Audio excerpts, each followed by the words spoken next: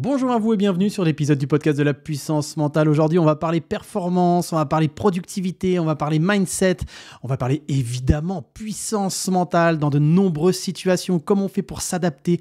Bref, du beau sujet, du lourd. Et aujourd'hui, la particularité de ce que je vous propose habituellement, c'est que le format va être un petit peu différent. D'ailleurs, je pense que je vais le reproduire par la suite.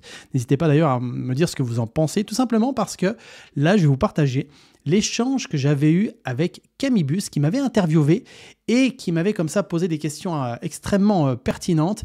Comme ça que je vous partage aussi l'arrière-scène, c'est quand je suis interviewé, quand les gens me disent « Est-ce que tu veux les questions avant ?» Je dis toujours « Non, je veux que ce soit dans le flow. » Donc, je propose des réponses qui me viennent comme ça, qui m'inspirent. Donc, peut-être que c'est des choses que vous allez découvrir, que vous n'avez jamais entendues en termes de contenu. Bref, je suis très heureux de vous partager cet échange.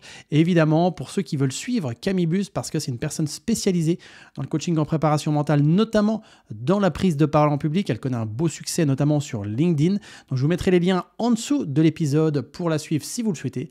Bref, je vous laisse apprécier l'échange que j'ai eu avec Camille et j'en suis sûr, vous allez pouvoir faire des ponts par rapport à ce que vous vivez actuellement ou peut-être que ce que vous avez vécu. En tout cas, je suis sûr que le contenu va certainement vous inspirer dans votre quotidien. Allez, belle écoute à vous. Aujourd'hui, j'ai un invité spécial qui, au-delà d'être une personne qui m'inspire énormément, c'est la personne qui m'a formée, donc notamment au coaching et à la préparation mentale. Donc, c'est un vrai honneur de l'avoir parmi nous. Salut Geoffrey. Hello Camille. Écoute, tu dis que c'est un honneur pour toi, mais c'est aussi un honneur pour moi d'être aujourd'hui avec toi. Trop Vraiment. bien. Eh bien, écoute, absolument ravie. Et je sais déjà que tu vas nous partager des trucs de fou. Je pense que tu le vois à mon visage. Je suis hyper contente que tu sois là. Alors, aujourd'hui, j'ai envie d'aborder plusieurs choses avec toi. Donc, l'idée, c'est d'aborder un petit peu ton parcours, que tu nous racontes un peu ton expérience dans la police, dans un sport que tu as pratiqué où tu as été champion du monde. Donc, la droite aussi que tu nous en parles. Et le sujet aussi d'aujourd'hui, c'est bien évidemment le mindset. Donc, comment est-ce que tu développes ton mindset au quotidien? Quels seraient tes conseils que tu aurais auprès des entrepreneurs ou autres qui nous écoutent? Donc, voilà, un joli programme et j'ai trop hâte que tu nous partages tes anecdotes et ton expérience. Avec grand plaisir et compte sur moi pour, comme d'hab, donner le max. Trop bien, merci. Bon, alors, Geoffrey, est-ce que tu peux te présenter pour commencer? Alors, quand on me demande de me présenter, c'est toujours un exercice un peu délicat. Parce que je me pose la question, qu'est-ce que je vais mettre en avant plutôt qu'autre chose, tu vois? Et maintenant, j'ai pris ce parti de me présenter tout simplement avec ce qui m'anime le plus depuis que je suis tout gamin. C'est la passion. En fait, je suis quelqu'un de passionné, je suis passionné par la vie, par l'humain. Et moi, ce qui me passionne dans la vie, c'est vraiment de comprendre comment fonctionne l'humain. Tu vois, dans toutes les sphères, que ce soit professionnelles, personnelles ou autres, vraiment comprendre ce qu'il fait justement pour être au meilleur et parfois ce qu'il fait pour consciemment ou inconsciemment, ce qu'il met en place pour parfois se détruire, tu vois. Et ça me fascine de voir l'humain. Donc déjà, moi, j'aime m'observer, j'aime me comprendre, me connaître et aussi accompagner les gens dans cette direction. Donc voilà, et c'est pour ça que tout au long de mon parcours, c'est quelque chose qui m'a toujours animé, cette passion de comprendre de plus en plus finement les modes de fonctionnement de l'humain. Et aujourd'hui, on parle du mindset. Ouais. Et effectivement, le mindset est tellement important.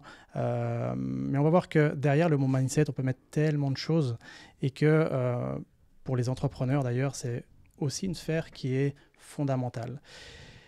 Et si, au-delà de la passion, je pouvais me présenter, je dirais tout simplement que je suis marié, père de 2 enfants, et qu'aujourd'hui, à l'heure où je vous parle, eh bien, je suis le dirigeant et le fondateur de l'Académie de puissance mentale, yes, que tu connais bien. Et j'ai à cœur vraiment d'accompagner des personnes vers une transformation à la fois personnelle et professionnelle dans tout cet univers qu'on appelle le coaching en préparation mentale. Trop bien, voilà. Merci. Tu vas nous parler aussi de tes expériences avant. Je rebondis parce que tu as déjà abordé le sujet du mot mindset. Toi, justement, qu'est-ce que tu mets derrière ce mot-là? En fait, je trouve qu'aujourd'hui, le mot mindset, c'est un peu un mot fourre-tout. On met beaucoup de choses derrière, alors qu'en réalité, le mindset, donc en anglais, c'est l'état d'esprit en français. Ce qui sous-tend l'état d'esprit, enfin, pour avoir un mindset fort, il y a beaucoup de choses qui vont devoir être préparées, beaucoup de choses qui vont devoir être mises en avant que ce mindset soit fort où justement, si ce mindset n'est pas fort, c'est que derrière, il y a des choses qui ne sont peut-être pas présentes. On va parler de la sphère émotionnelle, de la sphère comportementale, parce que le mindset, c'est l'état d'esprit, c'est les pensées, c'est ce qui nous guide en quelque sorte. Et ce mindset, parfois, il peut nous amener dans des endroits qui ne sont pas forcément le meilleur, parce qu'on est guidé par quelque chose et on n'écoute pas forcément notre fort intérieur, et là on se laisse guider un peu comme une poule sans tête en disant non mais moi j'ai ça, je me suis fixé tel objectif, je vais y aller à fond, et là tu perds ton temps, tu perds ton énergie, parfois tu perds de l'argent aussi, et ce qui fait que je vois beaucoup de personnes me dire moi je veux absolument avoir un mindset puissant, un mindset fort, ok, mais avant d'en arriver là, il y a toute la préparation qui va te permettre justement d'avoir ce mindset fort et puissant. Tu vois, un petit peu comme quand on prépare un champion, un athlète de haut niveau, pour qu'il ait ce mindset fort, c'est pas juste le fait d'avoir cette capacité à être tout le temps motivé, cette capacité à prendre des décisions très rapidement. Il y a aussi qu'est-ce qu'il fait avant pour que à n'importe quel moment il soit prêt. Parce que c'est ça en fait le mindset pour moi, c'est être prêt à n'importe quel moment. Tu vois, donc être capable de te motiver quand tu as besoin d'être motivé, être capable aussi de te reposer quand tu as besoin. Ah, ça te parle ? Ouais, carrément, surtout en ce moment. Voilà, mais justement, c'est ça aussi. Parce que on associe souvent le mindset à cette capacité à aller toujours avancer, de l'avant. C'est un peu le no pain, no gain, tu sais, dans les sports.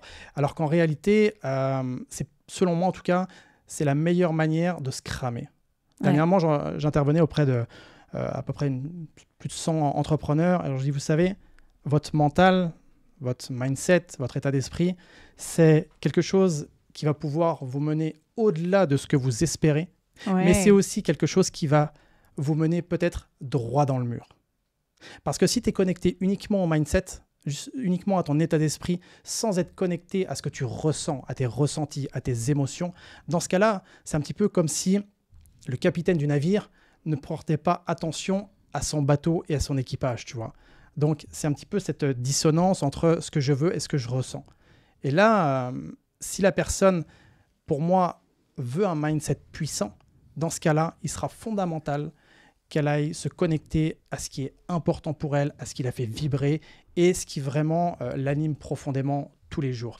Donc, finalement, ce mindset-là, il doit être en mesure à la fois de t'emmener vers ta direction, mais aussi te faire prendre conscience quand tu dois t'arrêter pour te reposer. Parce que comme on dit dans le sport, l'entraînement, le repos fait partie de l'entraînement.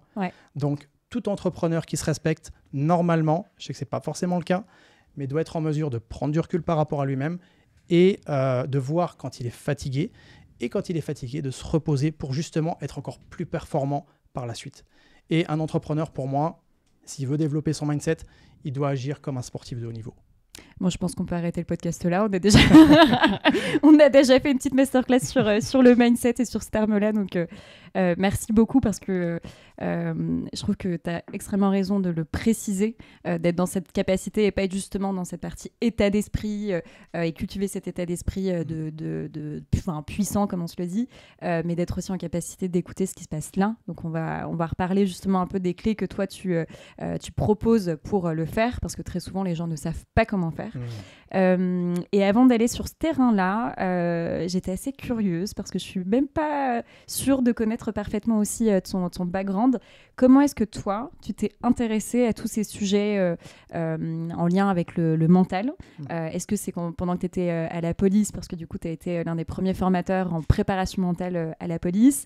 À quel moment tu as pris ce goût pour la préparation mentale, peut-être dans un premier temps ? Alors, ça remonte très loin. Père Castor. Ouais, c'est ça. Père Castor, raconte-nous des histoires rapidement. En fait, tu sais, très simplement, quand j'étais à la fac de droit, en licence en droit, j'ai arrêté à un moment donné, en plein mois de janvier, ma licence de droit parce que j'arrivais pas à gérer mes émotions. Je faisais des crises d'angoisse, je tombais dans les pommes, en fait. Et je me suis dit, mais comment je peux faire pour régler ça ? Parce que je me voyais très bien que je pouvais pas continuer comme ça. Alors, comme beaucoup de monde, je suis allé voir un psychiatre en l'occurrence, il m'avait donné des cachets, ça m'avait complètement anesthésié le cerveau pour le coup. Alors j'avais plus de crise d'angoisse, hein, certes, mais j'avais plus rien du tout non plus, tu vois, j'avais plus ma capacité d'adaptation, ma lucidité, ma gestion émotionnelle, ça n'existait plus. Donc, je me suis dit, ok, comment je peux faire pour justement apprendre à gérer ce mental, à gérer ses émotions et puis finalement reprendre la maîtrise de mon corps et de mon esprit. Donc là, je te parle de ça, hein, c'était dans les années 2000. Je suis né en 1981 pour ceux qui veulent faire le calcul rapidement. Et là, j'ai commencé à découvrir des méthodes, des techniques. Il y en a qui marchaient, d'autres qui marchaient moins. Et ça a été toujours pour moi une recherche permanente. J'ai toujours cherché des outils qui étaient clairs, simples et concrets et efficaces.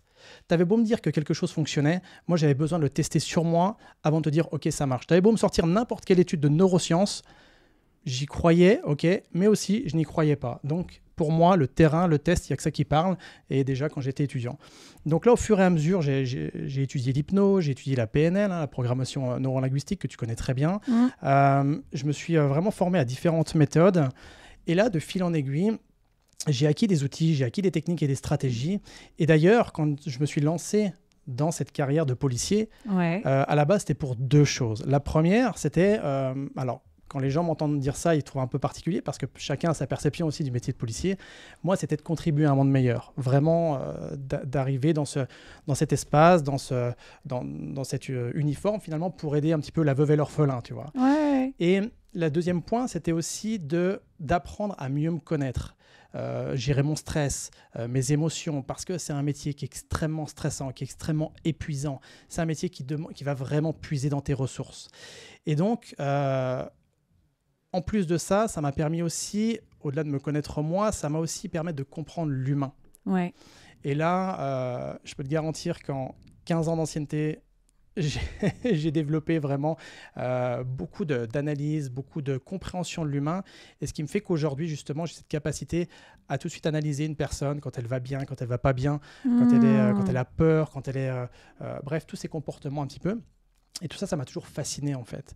Et de fil en aiguille, après, je me suis dirigé sur la formation dans la police. Tu vois, on y arrive. On n'a pas passé trop de temps entre 1981 et... on a réussi à le résumer, mais c'est important, donc trop bien. Oui, donc ça a toujours été un parcours aussi pour moi de toujours faire quelque chose qui m'anime, qui me passionne, hein, comme je te disais au début de l'entretien. Et... donc au départ, en tant que formateur, j'étais spécialisé en maniement des armes, en sport, en technique d'intervention, en secourisme, tout le côté technique en fait de ce que peut faire un policier. En l'occurrence, moi j'étais à l'école des cadres, des officiers et des commissaires de police. Et en fait, à un moment donné, on m'a proposé un stage de préparation mentale où justement j'allais me former chez les militaires à la préparation mentale. Donc c'est une méthode qui s'appelle les TOP, les techniques d'optimisation du potentiel. Donc là, je me suis formé, j'ai ensuite... accompagné de nombreuses personnes au sein de l'école et en à côté. Et après, j'ai eu cette possibilité aussi d'accéder au stage d'instructeur top, donc qui est formateur de formateurs en préparation mentale. Donc, c'est ce que tu disais tout à l'heure, j'ai été le premier formateur de formateurs en préparation mentale au sein de la police nationale française.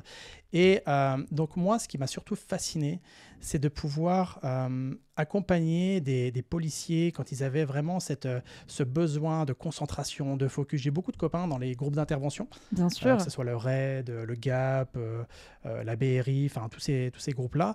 Et ce qui m'intéresse chez eux, un petit peu comme les entrepreneurs, parce que c'est la même chose, sauf qu'un entrepreneur concrètement ne risque pas foncièrement sa vie, mais le besoin de concentration, le besoin de focus, le besoin de gérer sa fatigue, le besoin de gérer finalement, on pourrait dire son mental, c'est quelque chose qui pour eux, ces gens-là qui font partie de l'élite, eh bien, sont en recherche permanente. Donc ça, moi, ça m'a vraiment fasciné et j'ai eu l'occasion de tester énormément de choses sur des centaines de personnes et encore une fois, j'ai pris finalement que ce qui fonctionnait.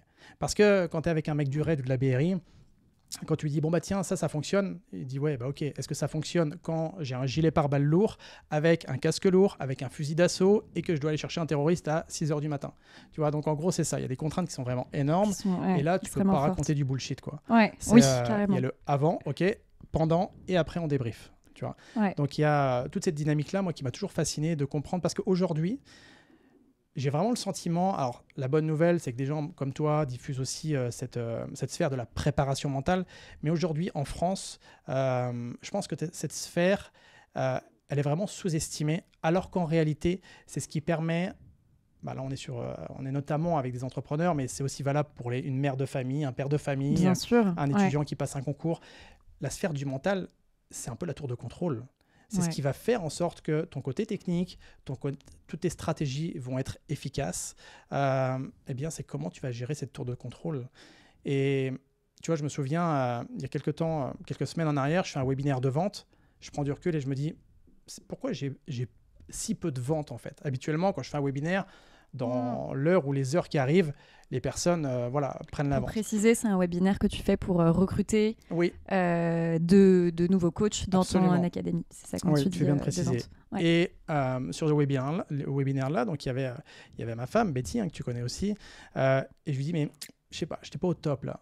Ouais. Et effectivement, les gens n'ont pas matché avec ce que je leur présentais. Pourtant, techniquement, j'étais au top. Le webinaire, il était fait d'une façon extrêmement précise. Il était fait comme dans toutes les règles de l'art. Mais par contre, j'étais fatigué. J'étais épuisé. Et là, pour le coup, mon mindset m'a porté préjudice. Parce que j'aurais dû dire, plutôt que de me dire, non, mais si Geoffrey, tu peux le faire, t'y vas, vas-y à fond, allez.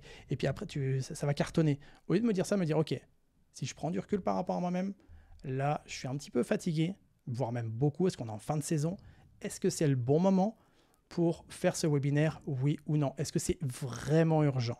Et là, j'aurais clairement dit, bah non, c'est pas urgent, ça peut attendre 2 semaines. Et 2 semaines après, je l'aurais fait dans une autre énergie. Et forcément, c'est très énergétique, un peu comme le leadership, tu vois. C'est quelque chose qui est très énergétique.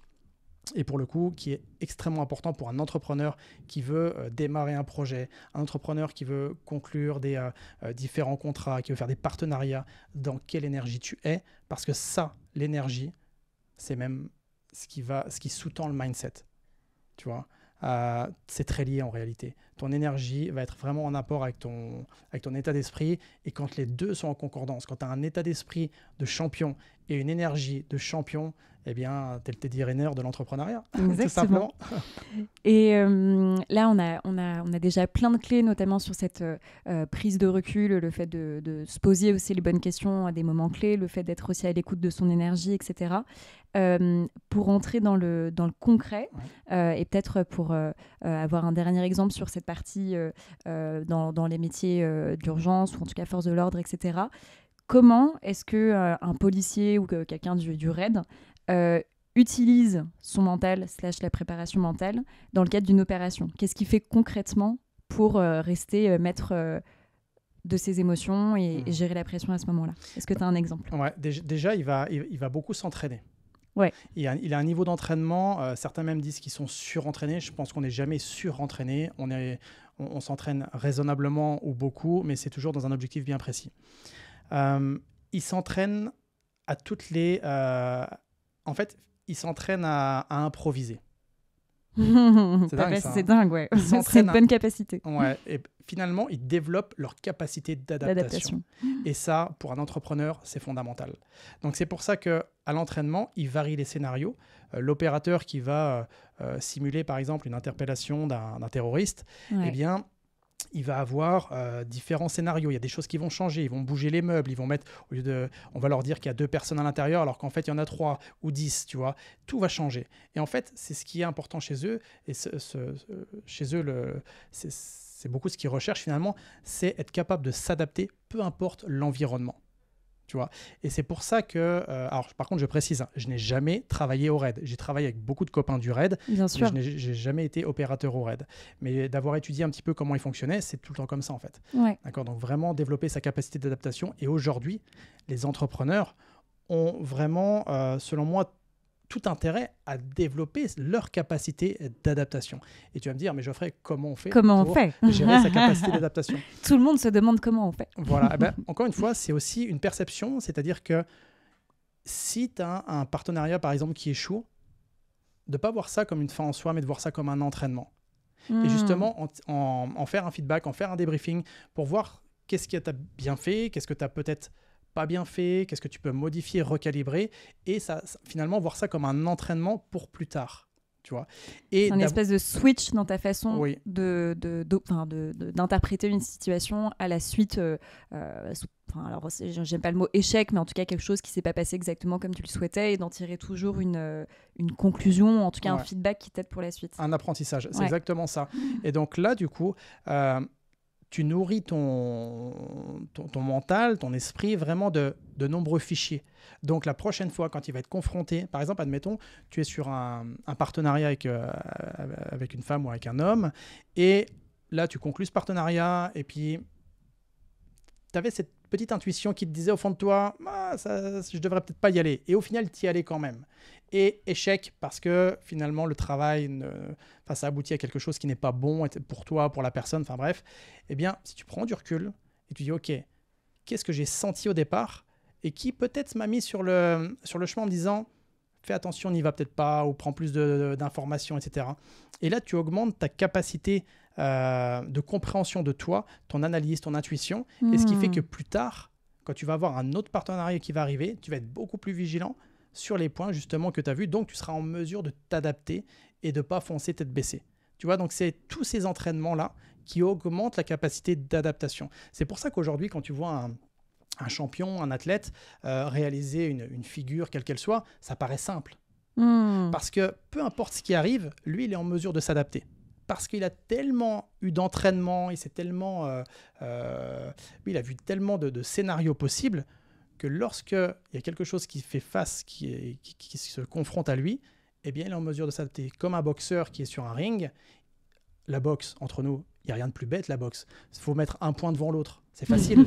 Sauf que ce qui fait qu'une personne est un bon boxeur ou un mauvais boxeur, c'est une question de timing et une question de voir le coup ou voir la faille quand elle se présente. Et c'est ce qui fait finalement l'expérience. Tu vois, donc l'expérience va te permettre d'augmenter ta capacité d'adaptation. Et pour avoir cette capacité d'adaptation, justement, c'est de faire les choses en conscience et pas faire les choses en mode automatique. Dire non, mais ça ira la prochaine fois. Et t'avances, et t'avances, et t'avances. Non, ok, t'avances, tu dis qu'est-ce que j'ai bien fait, qu'est-ce que je peux améliorer, qu'est-ce que je peux peaufiner, qu'est-ce que je peux ajouter, qu'est-ce que je peux enlever. Et même quand les choses se passent très bien. Tu vois. Par exemple, là, on est tous les deux en échange, là. Ok, l'échange s'est bien passé.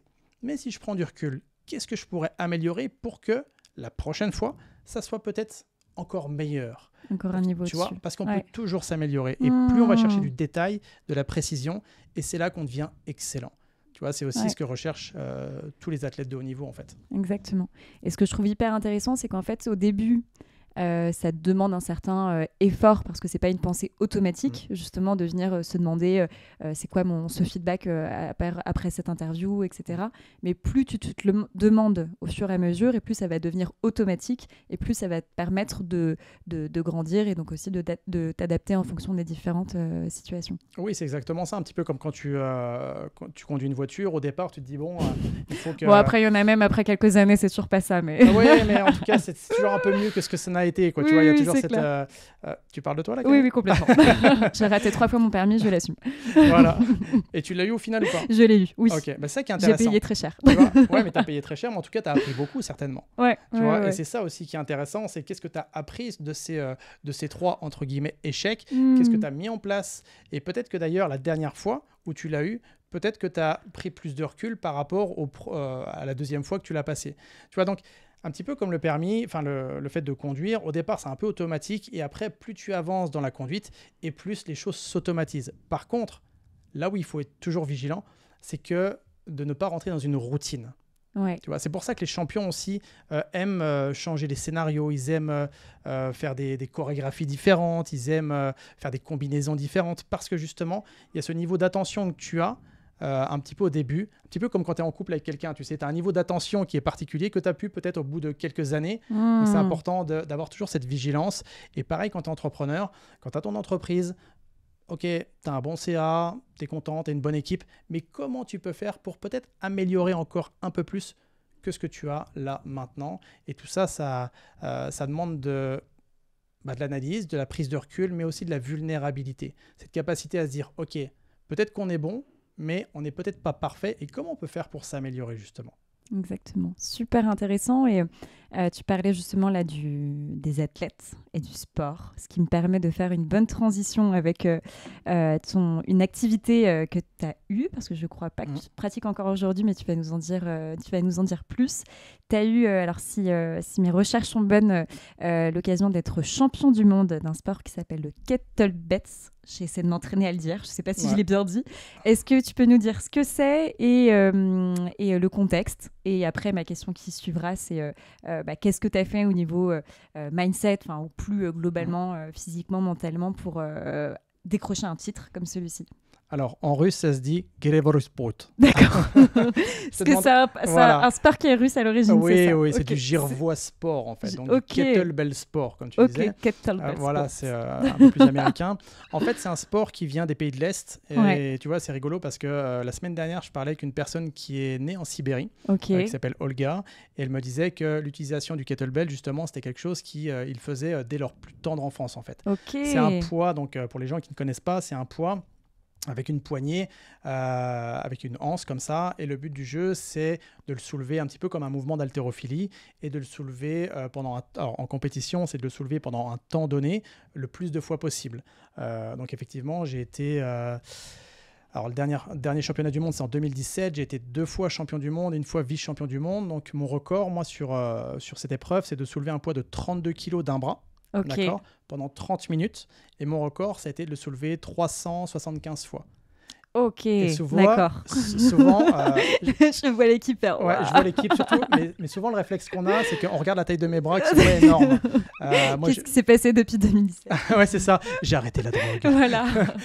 Je savais plus gonfler. Ouais, mais sachant qu'en 2017, j'étais encore plus fin. C'est-à-dire que là, aujourd'hui, je dois faire 76-77 kilos.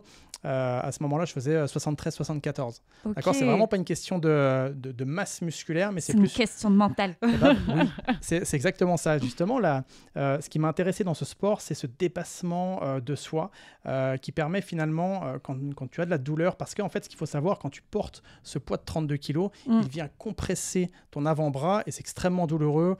Tu passes par différents stades physiques, physiologiques, mentaux. Ton petit mental te dit arrête, qu'est-ce que tu fous là? Tu serais vraiment mieux avec tes enfants devant la télé, tu vois. Et donc, moi, ce qui m'a intéressé dans ce sport, c'est le dépassement de soi, mais au-delà de ça, c'est d'apprendre aussi à me connaître. Tu vois, ce qui est aujourd'hui utile dans le monde de l'entreprise, qui est qu'est-ce que je fais lorsque je ne suis pas motivé? Qu'est-ce que je fais? Parce que combien de fois, tout le monde pense que les athlètes de haut niveau sont toujours motivés, au taquet, alors qu'en fait, la motivation, tu as des hauts, tu as des bas, et c'est ça. C'est cyclique, bien sûr. C'est cyclique, et c'est ce qu'on appelle la vie, tout simplement. Voilà. Vouloir être toujours motivé, ça n'existe pas. Ça n'existe pas, c'est juste impossible. Donc, moi, j'ai compris, en fait, comment finalement avoir cette motivation quand on a besoin, et comment faire pour rester focus. Donc, tu veux quelques tips? Ouais, vas-y, c'est parti. Les tips de Geoffrey Brochet, partie 1. Donc, tu vois, je me souviens de ce championnat du monde en 2017 où je me prépare pendant des mois, et à quelques mois de la compétition, j'ai juste plus envie d'y aller, en fait. Okay. J'ai mon entraîneur russe qui me dit davai, davai, ça veut dire vas-y, en gros, fonce. Mais moi, je dis non, mais je suis plus animé, quoi. Et c'est vrai que j'étais focalisé sur la réussite, le résultat, le championnat, et ça, j'en avais marre. Et en fait, de me connecter à quelque chose qui était beaucoup plus important que moi, c'est-à-dire de montrer à mes enfants, de montrer aussi aux gens, parce que j'avais une association de sport comme ça que j'entraînais aussi, de leur montrer que même quand tu n'as pas envie, même quand tu as des contraintes extérieures, eh bien, tu vas rechercher au fond de toi pour toujours aller de l'avant. Et même si tu fais des pauses, même si parfois tes entraînements, au lieu de ça soit des entraînements complets, tu divises par 2, mais tu fais quand même un entraînement, tout ça leur montrer que tout n'est pas un chemin tracé, comme le monde de l'entrepreneuriat en fait. Tu vois, ça j'ai compris ça. Et aujourd'hui, quand on fait croire aux gens que grâce à la clé secrète, tu vas avoir une putain de motivation, ça c'est du vent et c'est juste pas possible. Par contre, quand je suis pas motivé, qu'est-ce qui fait justement que je ne sois pas motivé? Que je ne suis pas motivé? Et là, d'aller se reconnecter à quelque chose de puissant, quelque chose de fort, quelque chose qui nous anime profondément. Moi, pour le coup, c'était d'être inspirant auprès de mes enfants, d'être inspirant auprès des gens que je formais. Et ça m'a redonné du jus, tu vois. Parce que avant les entraînements, je pensais à ça.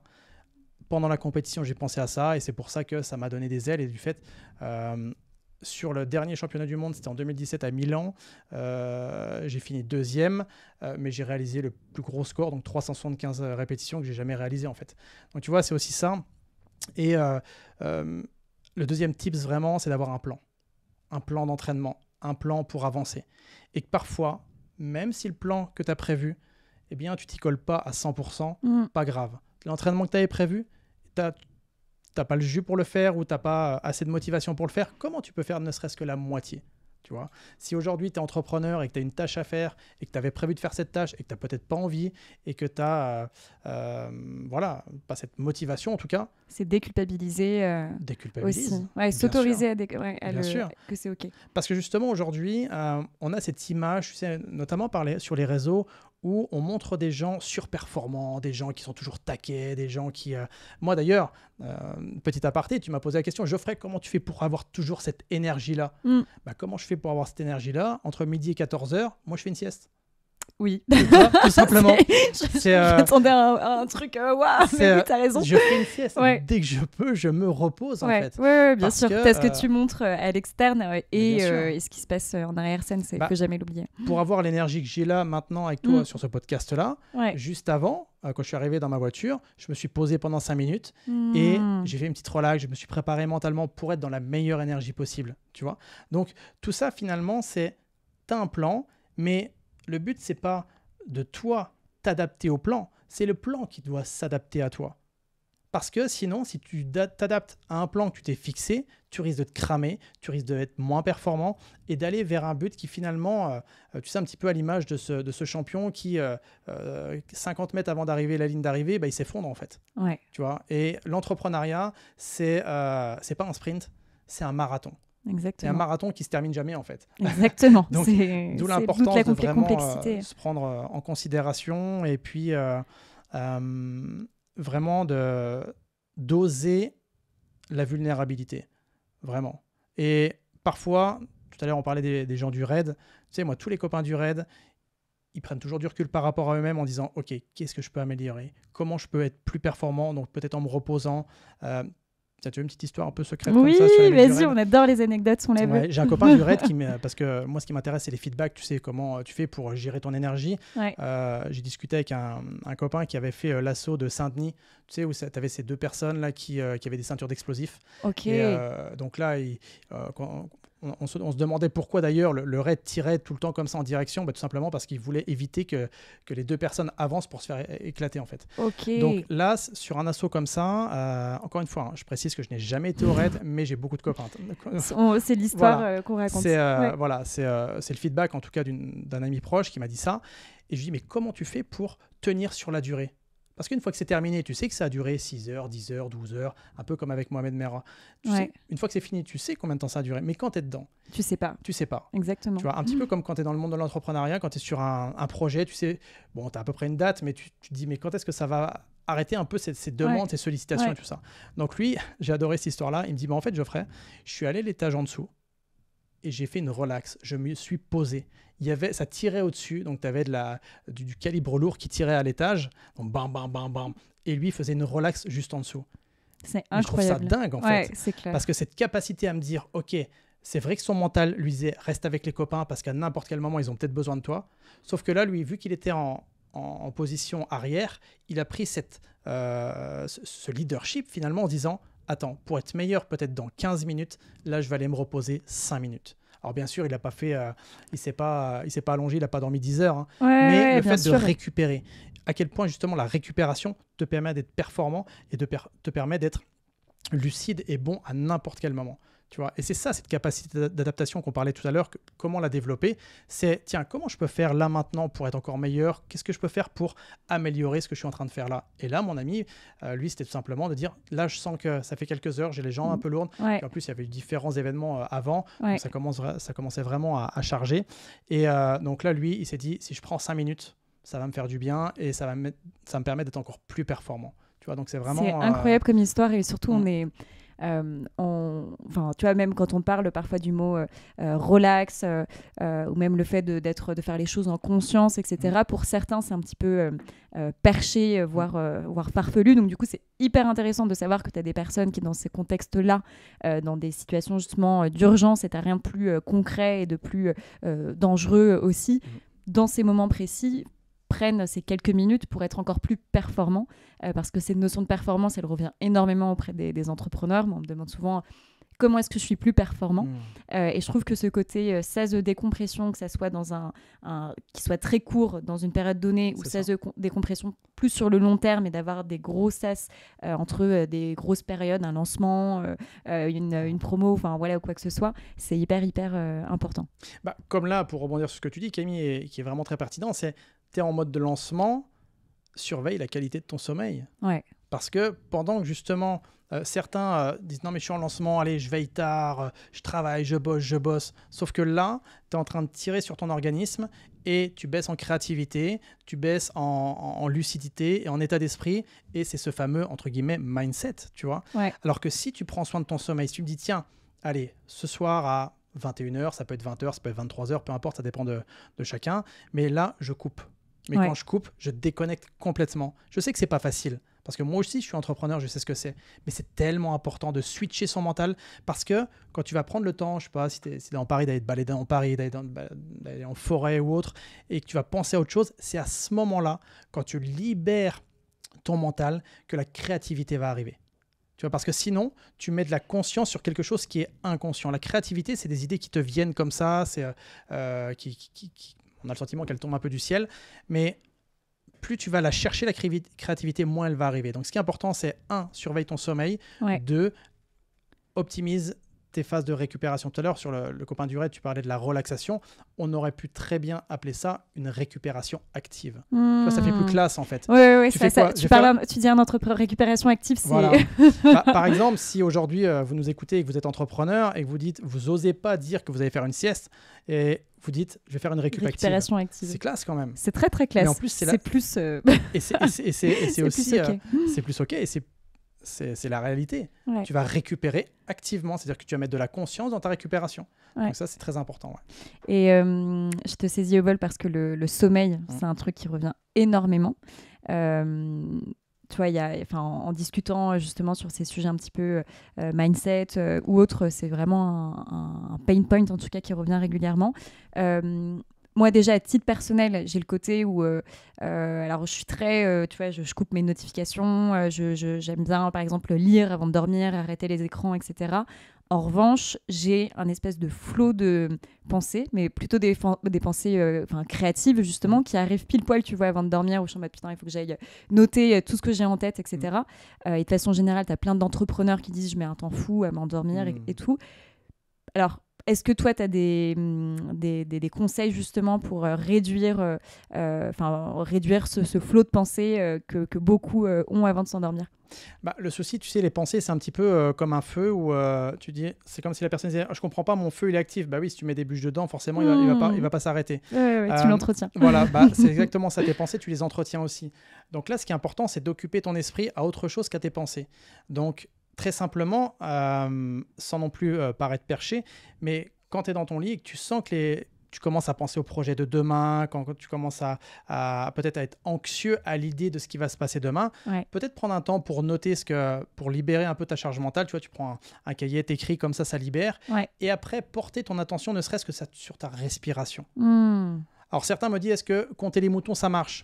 La mauvaise nouvelle, c'est que non, ça marche pas parce qu'au contraire, tu réactives ta mémoire, enfin ton esprit en disant, à bien savoir compter. Ouais, voilà. Alors c'est ça. Il y a quoi après 12 Il y a quoi après 1400 Parce que l'idée, c'est pas de. Par exemple, les gens me disent, est-ce que de repenser à un moment qui était sympa et tout, oui, ça peut aider, mais on réactive aussi l'imagination et du coup, on remet des bûches dans le feu. Donc là, juste de porter son attention sur sa respiration, très simplement. Et dès qu'on sent son esprit un peu divaguer, il n'y a pas à culpabiliser, mais justement à ramener sur son esprit sur sa respiration. Et plus précisément, quand on dit respiration, ça peut être porter son attention sur sa cage thoracique, son ventre, ou alors entre le nez et la bouche, tu sais, pour l'entrée de l'air. Et juste de porter son attention là, permet finalement de couper, entre guillemets, ce mental, parce que le mental a besoin d'être occupé. Donc là, si tu l'occupes à une tâche qui est observe ta respiration, eh bien, ça va te permettre tranquillement de te détendre et après d'aller tranquillement vers un sommeil. Parce que le sommeil, il a cette capacité au corps à se régénérer C'est ton carburant. C'est ton carburant. Et aussi, il y a des phases du sommeil, notamment le sommeil paradoxal, qui va remettre en place au niveau de la mémoire. Enfin, ça a différentes fonctions. Tu vois, on ne peut pas rentrer dans le détail ici, mais il y a vraiment une dimension physique et mentale du sommeil. Donc, c'est pour ça que parfois, vouloir se suradapter en disant non, mais j'ai pas besoin de dormir. Si, justement, tu as besoin de dormir. Même si tu fais des plutôt des récupérations actives ou autre chose, rien ne remplacera le sommeil que tu as durant ta nuit. Donc là, ce qui est important, si aujourd'hui tu es entrepreneur, eh bien, allez voir Camille et puis elle vous dira vraiment comment vous adapter les différentes étapes du sommeil, parce que là, pour le coup, le sommeil, c'est propre à chacun. Certains auront tendance à se coucher plus tôt que d'autres, et ça, c'est physiologique, c'est génétique, on ne peut pas aller contre ça. Et si on va contre ça, justement, on cumule sa détente sommeil. Enfin bref, on pourra en parler des heures. Mais exactement, je pense même qu'on fera un épisode dédié sur le sommeil, parce que c'est ultra important. Et d'ailleurs, juste petit aparté, c'est pas pour rien que les militaires, justement, pour faire en sorte que le soldat en opérationnel, donc sur des terrains d'opération, soit le plus performant, eh bien, ils ont fait beaucoup d'études sur le sommeil. En collaboration avec l'IRBA, qui est un laboratoire où justement ils ont fait pas mal de tests, parce que justement aujourd'hui on se rend compte que le sommeil, c'est un des meilleurs dopants naturels, quoi. Exactement. Et pour terminer sur le sommeil, justement là, l'étude que tu cites, l'idée principale, c'est que il y a ce côté sieste, donc que tout le monde sait faire, mais le fait justement d'y associer une relaxation, donc qui te met dans un état de détente plus important. Donc une relaxation, ça peut être tout simplement prendre ses écouteurs et écouter une personne qui te guide, qui t'aide à détendre les différents muscles de ton corps, etc. Le fait de coupler les deux, tu me dis si je me trompe, mais c'est ce qui te permet de récupérer encore plus vite par rapport aux études qui ont été menées sur ces militaires. Oui, les militaires, enfin très rapidement, mais les militaires avaient vraiment fait un test sur des personnes qui avaient, sur un stage sur plusieurs heures où ils n'avaient pas dormi. Je crois qu'ils étaient entre 34 et 37 heures sans sommeil, donc en gros c'est une nuit blanche. Il y avait deux groupes, où il y avait un groupe où les personnes, on leur disait allez vous reposer, aller dormir. Donc là, ils partaient en mode sieste, ils fermaient les yeux, puis forcément, après plus de 30 heures sans dormir, tu t'endors, il n'y a pas besoin de réfléchir. Et l'autre groupe où on leur disait, où ils suivaient une relaxation. D'accord, donc en gros, c'est un scan de la tête aux pieds pour détendre les muscles. Et après, il y en a plein sur Spotify, YouTube. Oui, c'est ça. C'est accessible. Donc pendant 20 minutes, plus après 10 minutes, on les laissait partir dans le sommeil. Et là, on s'est rendu compte qu'entre les deux groupes, ceux qui avaient pourtant ils ont dormi la même durée, 30 minutes, ceux qui avaient suivi une relaxation musculaire juste avant avaient une récupération bien meilleure. Et comment ils ont vérifié ça? Tout simplement avec leur niveau d'attention. Juste après, ils ont eu des exercices à faire. Et le niveau d'attention, le niveau de réactivité était beaucoup plus rapide et important sur le groupe qui avait fait les relaxations avant. Et puis en plus, ils avaient étudié avec des petits casques là. Donc, voilà. D'où on peut fermer les yeux, mais au-delà de fermer les yeux et faire une sieste, ce qui est beaucoup plus pertinent en tout cas, c'est de faire une relax ou même faire un petit peu de respiration et puis après se laisser partir dans le sommeil. Donc là, on met un petit timer et puis ça permet de se réveiller, quoi. Trop bien. J'adore ce sujet et je suis sûre qu'on te réinvitera pour en reparler encore plus en détail. Ce que je te propose, là, on va passer à une partie où je vais poser vraiment plus des questions sur ton expérience personnelle, sur ton quotidien, etc. Donc aujourd'hui, justement, après cette expérience 15 années en police, en formateur, après avoir eu différents titres justement en kettlebell sport et autres, aujourd'hui, tu es le fondateur d'une école de coach en préparation mentale internationale, puisque tu formes des gens partout dans le monde. Donc, tu es vraiment un entrepreneur passionné et à plein temps. Là, c'est quelque chose qui revient souvent en fin d'année ou justement à l'approche de l'été. C'est le fait de se sentir un petit peu cramé, le fait d'être happé par son quotidien. Comment est-ce que toi, justement aujourd'hui avec ta casquette d'entrepreneur et ton activité que tu vis à 1000%, comment est-ce que tu arrives à pas te laisser absorber au quotidien? Qu'est-ce que tu fais concrètement? Déjà d'avoir des veilleurs. C'est-à-dire les veilleurs, c'est comme un champion, comme un athlète de haut niveau, c'est plus tu te connais, plus tu vois, c'est quand je dis les veilleurs, c'est qu'est-ce que j'observe et qui me montre que justement je suis cramé. À quoi tu vois que tu es cramé? Est-ce que parfois tu as du mal à t'exprimer? Est-ce que parfois tu as tendance un petit peu à piquer du nez pendant la journée? Est-ce que tu es en manque de créativité? Est-ce qu'il n'y a pas grand-chose, il ne faut pas grand-chose pour t'énerver? Tu vois, toutes ces choses qui te montrent que tu es justement, entre guillemets, cramé. Et quand tu es cramé, Bah, pas de souci. Refroidis la machine. Donc pour refroidir la machine, c'est très simple, c'est se reposer, faire autre chose, ou parfois apprendre aussi à ne rien faire. Et puis moi, j'aime aussi travailler en saison. Ouais. Vraiment, quand on arrive... Alors, nous, par exemple, avril-mai, c'est une période assez creuse, donc on en profite aussi pour se poser. Et là, pendant la période d'été, on fait en gros une semaine de travail, entre guillemets du travail, qui est beaucoup moins fort que ce qu'il pourrait y avoir à partir de septembre. Mais une semaine de travail, une semaine vraiment plus de repos et de déconnexion. Et oui, séquencer comme ça. Et surtout, parce que là, tu vois, on parle en termes de mois, après il y a de semaines, mais aussi de journées. Exactement. De 9h à midi, je suis en mode activité, par exemple. Et à midi, entre 14, je mange et je fais la sieste. Forcément. Tout le monde le sait, c'est bon. ça. Ne pas déranger Geoffrey à ce moment-là. Mais je suis le Je suis injoignable. Ouais, c'est ça. Mais je suis champion international de sieste. Génial. Enfin, plutôt de récupération active. De récupération active. Et l'après-midi, j'aime aller, par exemple, vraiment me déconnecter en allant me balader en forêt, soit seul, soit avec Betty, qui est ma femme. Bref, mais consciemment, je lève le pied. D'accord ? C'est vraiment mettre de la conscience de « Ok, là, je suis à fond. Ok, là, je suis je suis à 70%. Là, je suis à 20%. » Et plus tu vas mettre de la conscience au niveau de l'accélérateur, un petit peu comme quand tu conduis une voiture. Hein, désolé de te faire revenir cette... Souvenir douloureux. Souvenir douloureux de la voiture. Mais... plus tu es en gestion justement de ton accélération et des vitesses que tu mets, et plus tu seras en mesure de prendre soin de ton moteur. C'est la même chose. Et aujourd'hui, j'ai tellement vu d'entrepreneurs qui démarraient à fond de cale. Oui, mais je suis dans mes 3 premières années, il faut que je donne à fond. Oui, ok. Mais pense à te poser. Oui, mais quand ? Je sais pas, quand est-ce que tu as prévu de te poser ? Quand tu prévois un plan, moi, quand j'accompagne des entrepreneurs, déjà, je leur dis, ok, tiens, sur les 3 mois là, quand est-ce que tu vas mettre tes zones de kiff ? Mais quoi ? Non, mais Geoffrey, tu m'accompagnes pour atteindre mes objectifs. Ouais, mets déjà tes zones de kiff, tes zones vertes, tes zones de repos. C'est là où tu fais rien. Exactement. Okay. Et de bien penser à les caler en avance, parce que sinon, tu as toujours quelque chose qui se cale à ce moment-là. Et après, tu te sens débordé et en incapacité de pouvoir décaler telle ou telle chose. Sinon, si c'est pas prévu, tu le fais pas. Hein. Ouais. Donc, tu dis, je me reposerai plus tard. Et puis à un moment donné, il va t'arriver un problème à la cheville, un problème au genou, un problème au dos, un problème au cervical. Et tu vas dire, je comprends pas. Bah oui, ton corps, lui, il a vite compris que tu avais besoin de repos. Donc, il va t'arrêter. Donc là, quand tu prévois ton plan, tu sais, au tout début de l'entretien, on avait parlé d'avoir un plan, comme dans le sport. Et bien là, c'est OK. Quelles périodes sont vertes ? OK. J'ai un lancement qui est prévu, je ne sais pas moi, un lancement de projet, d'activité, de vente, peu importe, la 3e semaine de février. Quand est-ce que je me prévois le moment avant pour me poser, me reposer, pour vraiment être au top du top quand je serai en lancement, et après, une période un peu, pas vraiment la période verte où c'est vraiment repos, mais la période un petit peu un sas de décompression, tu vois. De récupération. C'est ça. Et quand tu crées déjà ton planning comme ça, eh bien, il y a de fortes chances que déjà tu mettes toutes les chances de ton côté pour avoir une gestion physique et mentale qui soit optimale. Génial, ouais.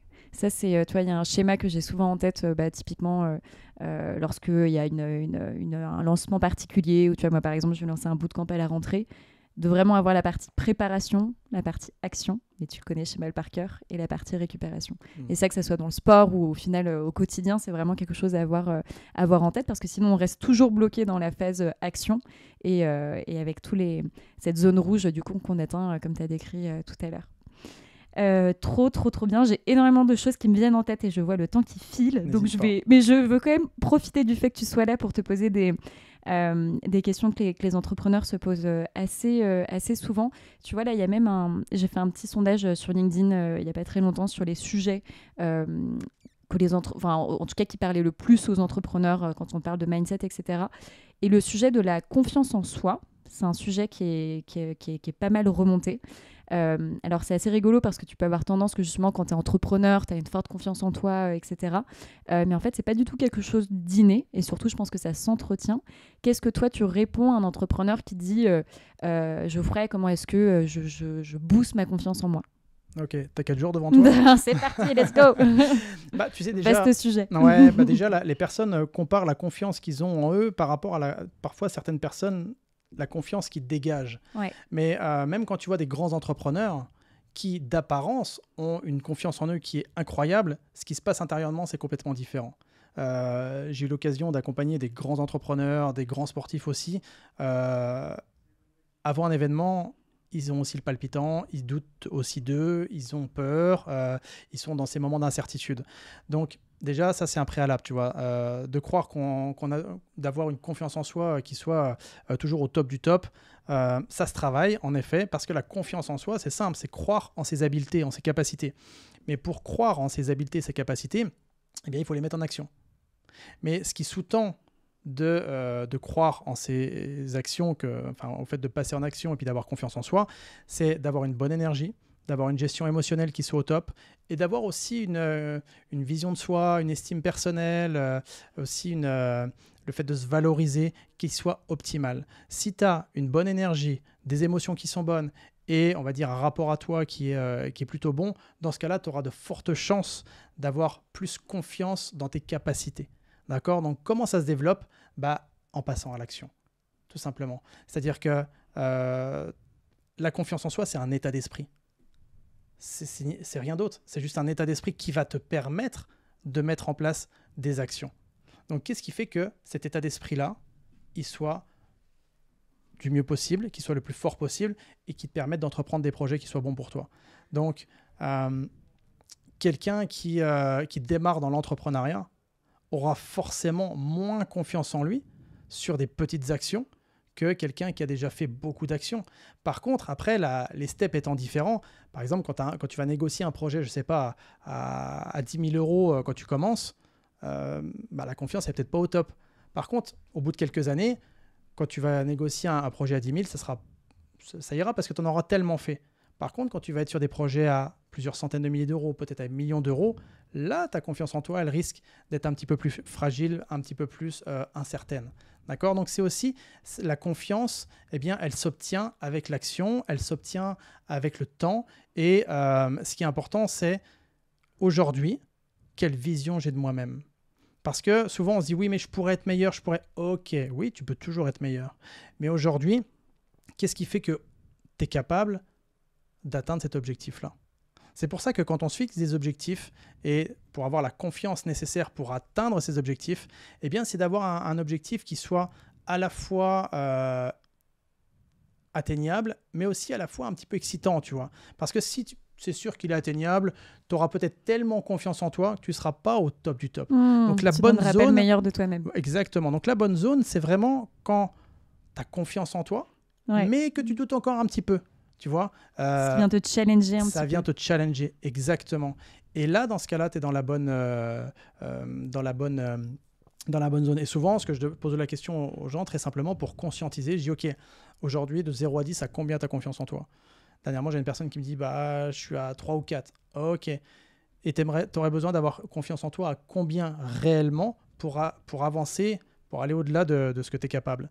Elle me dit, 5 ou 6. Tu vois, donc déjà, on minimise ce vaste sujet qui est de la confiance en soi, où parfois on se dit, moi, il faut être à 10 sur 10 pour réussir à faire c'est ça. Tout.